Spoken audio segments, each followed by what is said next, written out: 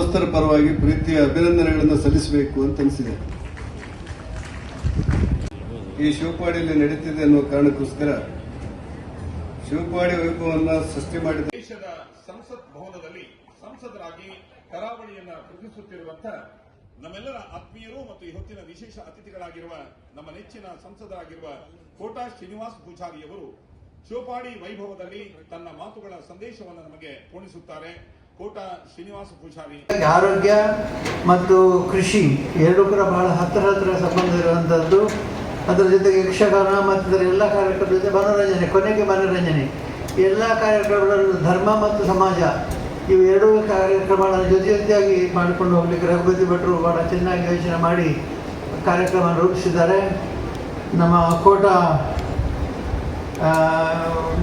ಕೋಟದ ಹೆಸರಿದ ಕೋಟ ಮೊದಲು ಬರುವಂಥದ್ದು ಶಿವರಾಮ ಕಾರಂತರ ಪರಮ ಭಕ್ತರಾದಂಥ ನಮ್ಮ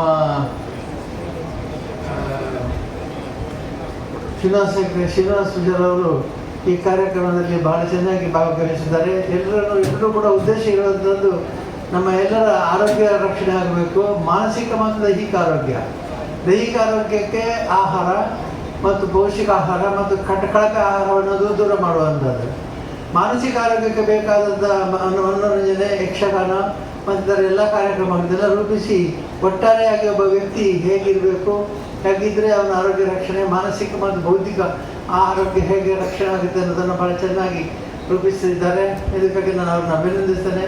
ಮತ್ತು ಇಂತಹ ಒಂದು ಕಾರ್ಯಕ್ರಮದಿಂದಾಗಿ ನಮಗೆ ಎರಡೂ ಸಾಧನೆ ಆಗಿದೆ. ಒಂದು ದೈಹಿಕ ಆರೋಗ್ಯ ಮತ್ತು ಮಾನಸಿಕ ಆರೋಗ್ಯ, ಬೌದ್ಧಿಕ ಆಹಾರ, ಈ ಮೂರು ಕೂಡ ನಮಗೆ ಬೇಕಾಗುತ್ತೆ. ಮೂರು ಆರೋಗ್ಯಗಳು ಕೂಡ ನಮಗೆ ಬೇಕು, ಇಲ್ಲದ್ರೆ ಆಗೋದಿಲ್ಲ. ಬರೀ ದೇಹವನ್ನು ಬೆಳೆಸಿ ಬುದ್ಧಿ ಬೆಳೆದಿದ್ದರೆ ಸಾಧ್ಯವಿಲ್ಲ. ಮಕ್ಕಳಲ್ಲಿ, ಯುವಕರಲ್ಲಿ ಕೃಷಿಯ ಆಸಕ್ತಿಯನ್ನು ಮೂಡಿಸುವಂಥ ಉದ್ದೇಶ ಅಂತ ಹೇಳಿದರು. ಬಹಳ ಒಳ್ಳೆಯ ವಿಷಯ ಅದು. ಯಾಕೆಂದರೆ ಈಗ ಯುವಕರು ಕೃಷಿಯಿಂದ ದೂರ ಆಗ್ತಾ ಇದ್ದಾರೆ ಅನ್ನುವಂಥ ಭಾವನೆ ನಮಗೆ ಬಂದಿದೆ.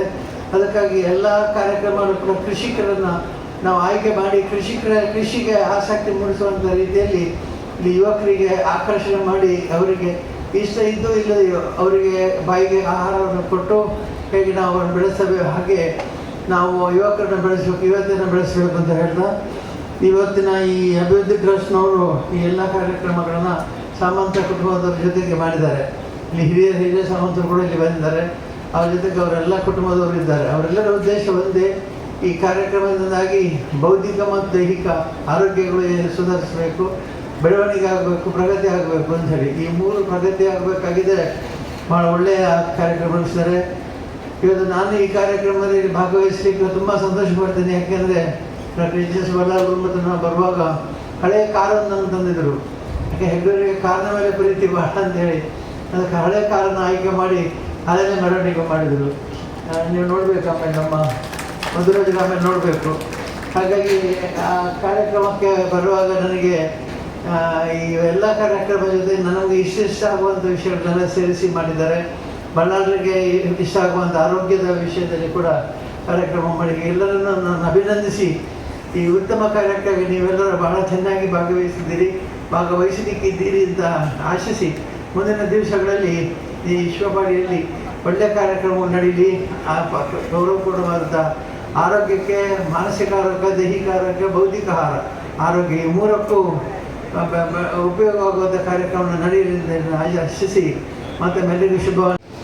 ಬದುಕನ್ನು ಕಟ್ಟಿಕೊಳ್ಳಲಿಕ್ಕಾಗದೆ ನಡುಬದುಕಲ್ಲಿ ಬದುಕಿಂದ ವಿರಹಿತರಾಗಿರುತ್ತಿರುವಂಥ ಮದ್ಯವ್ಯಸನಿಗಳನ್ನು ಅವರ ಬದುಕನ್ನು ಕಟ್ಟಿಕೊಳ್ಳಲಿಕ್ಕೋಸ್ಕರ ಅವರನ್ನು ಮದ್ಯವ್ಯಸನದಿಂದ ಮುಕ್ತ ಮಾಡುವಂಥ ಕ್ರಾಂತಿಕಾರಿ ಕೆಲಸಕ್ಕೆ ಧರ್ಮಸ್ಥಳ ಕೈಯಿಕ್ಕಿದೆ ಮತ್ತು ಅದರಲ್ಲಿ ಯಶಸ್ವಿಯಾಗಿದೆ.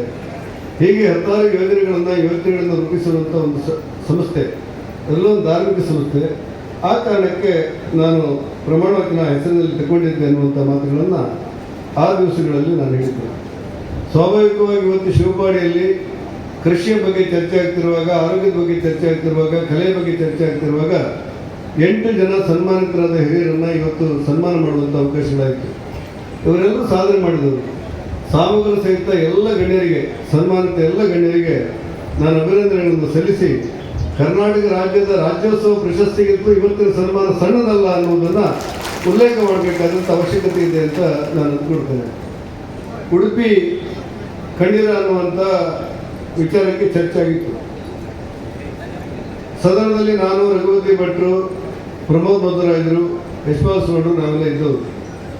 ಪ್ರಜಾಪ್ರಭುತ್ವದ ವೇದಿಕೆ ಆಗಿರುವಂಥ ವಿಧಾನಸೌಧದಲ್ಲಿ ಚರ್ಚೆಗಳು ನಡೀತಾ ಇರುವಾಗ ಅನೇಕ ಸಾರಿ ನಮ್ಮ ಜಿಲ್ಲೆಯ ಶಾಸಕರು ತಮ್ಮ ಬೇಡಿಕೆಗಳ ಬಗ್ಗೆ ಎದ್ದಿರ್ತಾರೆ. ಆಗ ಮೇಲಿರುವಂಥ ಸ್ಪೀಕರ್ ಒಮ್ಮೊಮ್ಮೆ ಹೇಳ್ತಾ ಇದ್ರು, ಒಮ್ಮೊಮ್ಮೆ ನಿಮ್ದು ಮುಂದುವರಿದ ಜಿಲ್ಲೆ ಅಂತ ಹೇಳ್ತಾ ಇದ್ರು. ಮುಂದುವರಿದ ಜಿಲ್ಲೆ ಆರ್ಥಿಕವಾಗಿ, ಶೈಕ್ಷಣಿಕವಾಗಿ ಉಡುಪಿ ಮತ್ತು ಮಂಗಳೂರಿನವರು ನೀವೇನು ಕೇಳಬಾರ್ದು, ನೀವು ಮುಂದುವರೆದ ಜಿಲ್ಲೆ ಅಂತ ಹೇಳ್ತಾ ಇದ್ರು. ಇವತ್ತು ಆಗ ನಾವೇನು ಹೇಳ್ತಾ ಇದ್ವು ಅಂತ ಹೇಳಿದ್ರೆ, ಸ್ವಾತಂತ್ರ್ಯ ಬಂದು ಅದೆಷ್ಟು ವರ್ಷಗಳ ಸಂದರೂ ಕೂಡ ನಮ್ಮಲ್ಲಿ ಶಿಕ್ಷಣಕ್ಕೆ, ಆರೋಗ್ಯಕ್ಕೆ ಇವತ್ತು ದೇಶದಲ್ಲಿ 2-3ನೇ ಸ್ಥಾನದಲ್ಲಿ ದಕ್ಷಿಣ ಕನ್ನಡ, ಅವಿಭಜಿತ ದಕ್ಷಿಣ ಕನ್ನಡ ಜಿಲ್ಲೆ ಇದೆ. ಶಿಕ್ಷಣದಲ್ಲಿ, ಆರೋಗ್ಯದಲ್ಲಿ ಕ್ರಾಂತಿಕಾರಿ ಕೆಲಸ ಮಾಡಿರುವಂಥ ಜಿಲ್ಲೆ ಯಾವುದು, ಮಹತ್ತರವಾದಂಥ ಬದಲಾವಣೆ ಆಗಿರುವಂಥ ಜಿಲ್ಲೆ ಯಾವುದು ಅಂತ ಕೇಳಿದ್ರೆ ಅದನ್ನು ಅವಿಭಜಿತ ದಕ್ಷಿಣ ಕನ್ನಡ ಜಿಲ್ಲೆ ಅಂತ ಹೇಳಿ ದಾಖಲೆಗಳು ಹೇಳ್ತವೆ. ಇದಕ್ಕೆ ಕಾರಣ ಏನು ಕೇಳಿದ್ರೆ ಯಾವುದೇ ಸರ್ಕಾರ ಅಲ್ಲ, ಅದರ ಬದಲಾಗಿ ನಮ್ಮ ಹಿಂದಿನ ತಲೆಮಾರಿನವರು, TFIಗಳಂತವರು, TMFIಗಳಂತವರು, ನಾಗಪಾಳವರಂತವರು, ಶ್ರೀನಿವಾಸ ಮಲ್ಯರಂತವರು, ಡಾಕ್ಟರ್ ಆಚಾರ್ ಅಂತ ಹಿರಿಯರು ಹಾಕಿಕೊಟ್ಟಿರುವಂಥ ಮಾರ್ಗದರ್ಶನದಲ್ಲಿ ಮತ್ತು ಮಾಡಿರುವಂಥ ಯೋಜನೆ ಮತ್ತು ಯೋಜನೆಗಳು, ಅವರ ಮೆಡಿಕಲ್ ಕಾಲೇಜುಗಳು, ಅವರು ಮಾಡಿರುವಂಥ ಶಿಕ್ಷಣ ಸಂಸ್ಥೆಗಳಿಂದಾಗಿ ಯಾವ ಸರ್ಕಾರದ ಯಾವ ಫಲಾಪೇಕ್ಷೆ ಇಲ್ಲದೆ ಉಡುಪಿ ಮತ್ತು ದಕ್ಷಿಣ ಕನ್ನಡ ಈ ಜಿಲ್ಲೆ ಇವತ್ತು ಭಾರತ ದೇಶದಲ್ಲೇ 2-3ನೇ ಸ್ಥಾನದಲ್ಲಿ ಇದೆ ಅನ್ನುವಂಥ ಮಾತುಗಳನ್ನು ನಾವು ಆಗ ಹೇಳ್ತಾ ಇದ್ದೀವಿ. ಎಲ್ಲ ಹಿನ್ನೆಲೆಯನ್ನು ಗಮನದಲ್ಲಿಟ್ಟುಕೊಂಡ್ರೆ ಧರ್ಮಸ್ಥಳದ ಧರ್ಮಾಧಿಕಾರಿಗಳು ಹಾಕಿಕೊಟ್ಟಿರುವಂಥ ಮಾರ್ಗದರ್ಶನ, ನಮ್ಮ ಹಿರಿಯರ ಅನುಭವಗಳು ಮತ್ತು ದೂರಗಾಮಿ ಯೋಚನೆಗಳು ಇವತ್ತು ನಮ್ಮ ಜಿಲ್ಲೆಯನ್ನು ಅತ್ಯಂತ ಎತ್ತರದ ಸ್ಥಾನದಲ್ಲಿ ಇಟ್ಟಿದೆ ಅನ್ನೋದನ್ನು ಯಾರಿಗೂ ಕೂಡ ಅಲ್ಲಗಳೆಯಲಿಕ್ಕೆ ಸಾಧ್ಯ ಇಲ್ಲ. ಎಲ್ಲ ವಿಚಾರಗಳನ್ನು ಗಮನದಲ್ಲಿಟ್ಟುಕೊಂಡು ಇವತ್ತು ಮಾಡಿರುವಂಥ ಶಿವಪಾಡಿ ವೈಭವ ಒಂದು ಸಾಂಸ್ಕೃತಿಕ ವ್ಯವಸ್ಥೆಗಳಾಗಿ, ಒಂದು ಧಾರ್ಮಿಕ ಚೌಕಟ್ಟಿನಲ್ಲಿ ಮಾಡಬಹುದಾದಂಥ ಒಂದು ಅಪೂರ್ವವಾದ ಕೆಲಸ ಅಂತ ನಾನು ಭಾವಿಸಿ, ವೇದಿಕೆಯಲ್ಲಿರುವಂಥ ಎಲ್ಲ ಗಣ್ಯರು ಅದನ್ನು ಸರಿಯಾಗಿ ನೋಡ್ಕೊಳ್ಬೇಕು ಅಂತ ಒಂದು ಉದ್ದೇಶದಿಂದ ಧರ್ಮಾಧಿಕಾರಿ ಅವರು ಇವಾಗ ತಾನೇ ಆರೋಗ್ಯ ಮೇಳವನ್ನು ಕೂಡ ಉದ್ಘಾಟಿಸಿದ್ದಾರೆ. ಇವತ್ತಿನ ದಿವಸ ಅವರ ಆರೋಗ್ಯ ಸಂಸ್ಥೆಯವರು ಈ ಕಾರ್ಯಕ್ರಮವನ್ನು ನಡೆಸಿಕೊಡ್ತಾ ಇದ್ದಾರೆ. ಇನ್ನು ಉಳಿದ 4 ದಿವಸ ಬೇರೆ ಬೇರೆ ನಾವು ಕೂಡ 2 ದಿವಸ ಮಾಡ್ತಾ ಇದ್ದೇವೆ. ಮಾಹೆಯವರು ಇದು ಬಹಳ ಆರೋಗ್ಯ ಬಹಳ ಅಗತ್ಯ ಅಂತ ನಾನು ಭಾವಿಸ್ತೇನೆ. ಇವಾಗ ತಾನೇ ಬಹಳಷ್ಟು ಭಾಷಣ ಆಯಿತು, ಹಾಗೆ ನಿಮ್ಮ ಜನರಿಗೆ ಭಾಷಣ ಕೇಳಲಿಕ್ಕೆ ಅಷ್ಟು ಇಂಟ್ರೆಸ್ಟ್ ಇಲ್ಲ ಅಂತ ನನಗೆ ಗೊತ್ತುಂಟು. ಹಾಗಾಗಿ ನಾನು ಹೆಚ್ಚು ಮಾತಾಡಲಿಕ್ಕೆ ಹೋಗುವುದಿಲ್ಲ. ಆದರೂ ಈ ಸಂದರ್ಭದಲ್ಲಿ ಧರ್ಮಾಧಿಕಾರಿಯವರ ಜೊತೆ ಕೂಡಿ ಈ ಒಂದು ಕಾರ್ಯಕ್ರಮದಲ್ಲಿ ಭಾಗವಹಿಸುವುದೇ ನಂದು ಒಂದು ಅದೃಷ್ಟ ಅಂತ ನಾನು ಈ ಸಂದರ್ಭದಲ್ಲಿ ಹೇಳಲಿಕ್ಕೆ ಬಯಸ್ತೇನೆ. ಯಾರೇ ಆಗಲಿ ಇಂಥ ಒಂದು ಸಂದರ್ಭ ಸಿಕ್ಕುವುದು ಬಹಳ ಅಪರೂಪ. ಅಂತ ಒಂದು ಸಂದರ್ಭವನ್ನು ಇವತ್ತಿನ ದಿವಸ ರಘುಪತಿ ಭಟ್ರು ಮತ್ತು ಮಹೇಶ್ ಠಾಕೂರ್ ಅವರು ನಮಗೆ ಒದಗಿಸಿಕೊಟ್ಟಿದ್ದಾರೆ. ಮತ್ತು ಕೃಷಿಯಲ್ಲಿ ಆಧುನಿಕ ವೇಗದಲ್ಲ ರೊಬಾಟಿಕ್ ಜೊತೆಗೆ ಆರ್ಟಿಫಿಷಿಯಲ್ ಇಂಟೆಲಿಜೆನ್ಸ್ ಅಂತ ಎಲ್ಲರಿಗೂ ಆರ್ಟಿಫಿಷಿಯಲ್ ಇಂಟೆಲಿಜೆನ್ಸ್ ಚಾಟ್ ಬಾಕ್ಸ್ ಇರ್ತಾರೆ, ಅದನ್ನು ಕೂಡ ನಾವು ಅಳವಡಿಸಲಿಕ್ಕೆ ನಾವು ಮಾಯವರು ಇದಕ್ಕೆ ಬಹಳಷ್ಟು ಸಹಾಯ ಮಾಡಿದ್ದೇವೆ. ಒಂದು ಸುಮಾರು 3 ವಾರದ ಹಿಂದೆ ಮಹೇಶ್ ಠಾಕೂರ್ ಮತ್ತು ರಘುಪತಿ ಭಟ್ರು ಬಂದು ನಿಮ್ಮ ಸಹಾಯ ಬೇಕು, ಈ ಇಡೀ ಜಾಗ ನಮ್ಮದೇ, ಈ ಎಕ್ಸಿಬಿಷನ್ ಮಾಡಲಿಕ್ಕೆ ನಾವು ಏನು ಚಾರ್ಜ್ ಮಾಡಲಿಕ್ಕೆ ಕೊಟ್ಟಿದ್ದೇವೆ, ಅದರೊಟ್ಟಿಗೆ ಸ್ವಲ್ಪ ಧನ ಸಹಾಯವನ್ನು ಕೂಡ ಮಾಡಿದ್ದೇವೆ. ಮತ್ತು ಏನು ಬೇಕು ಸಹಾಯ ಅದನ್ನು ಖಂಡಿತ ಮಾಡ್ತೇವೆ ಎಂಬ ಭರವಸೆಯನ್ನು ಕೂಡ ಕೊಟ್ಟಿದ್ದೇನೆ. ಯಾಕೆಂದರೆ ಇದು ಭಾಳ ಒಳ್ಳೆಯ ಕೆಲಸ, ಜನರಿಗೆ ಪ್ರಯೋಜನವಾಗುವಂಥ ಕೆಲಸ. ಇನ್ನು ಮುಂದೆ ಕೂಡ ನೀವು ಮಾಡಿದರೆ ಖಂಡಿತ ನಾವು ಸಹಕಾರ ಕೊಡ್ತೇವೆ ಎಂಬ ಒಂದು ಭರವಸೆ ಈ ಸಂದರ್ಭದಲ್ಲಿ ಹೇಳಲಿಕ್ಕೆ ಬಯಸ್ತೇನೆ. ಕೋಟ ಶ್ರೀನಿವಾಸ ಮೀಡಿಯಾ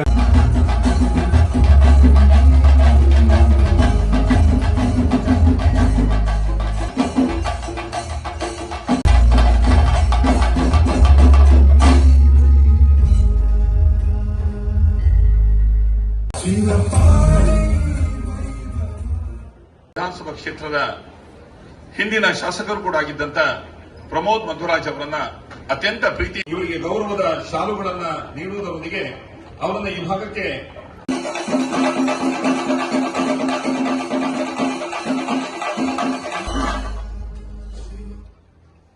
ಅದೃಷ್ಟವನ್ನ ದೂರ ಬಾನಿನಲ್ಲಿ ನೋಡದೆ